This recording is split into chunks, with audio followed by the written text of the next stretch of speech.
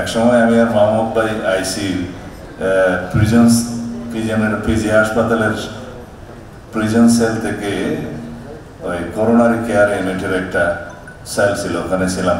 দেখা যেত আমাদের পরস্পরকে, এই পাশে আমি, ওই পাশে একটা পর্দা ছিল। তিনি তখন অনশন করছিলেন। অনেক বুঝিয়েছিলাম যে আপনি মারা গেলে শেখ হাসিনা খুশি হবে, অনশনটা দয়া করে বন্ধ করেন। I am Ox.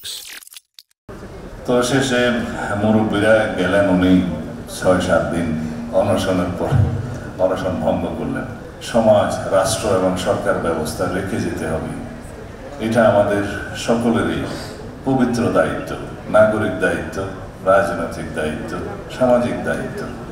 এই পত্রিকা সেই সামাজিক দায়বদ্ধতা থেকেই লিখে যাচ্ছে এবং সামাজিক দায়বদ্ধতার যে উদাহরণ নয়া দিগন্ত সৃষ্টি করেছে জন্মের প্রথম দিন থেকেই, সেটা অবশ্যই একটা দৃষ্টান্ত।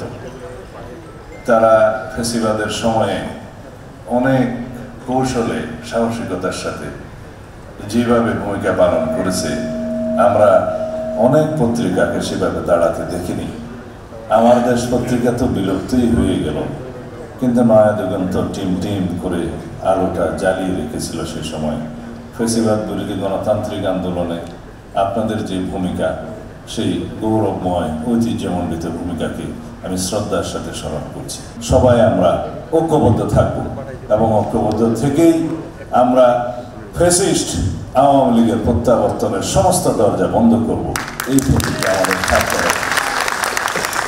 আমাদের সন্তানদের রক্তের অঙ্গীকার, আমাদের এদেশের ছাত্রগণ অভ্যুত্থান শহীদের রক্তের প্রত্যাশা আমাদেরকে পূরণ করতেই হবে।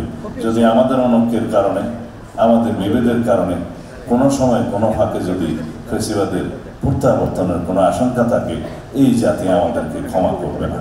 এখানে যেন আমরা খোদা হাফেজ, বাংলাদেশ জিন্দাবাদ।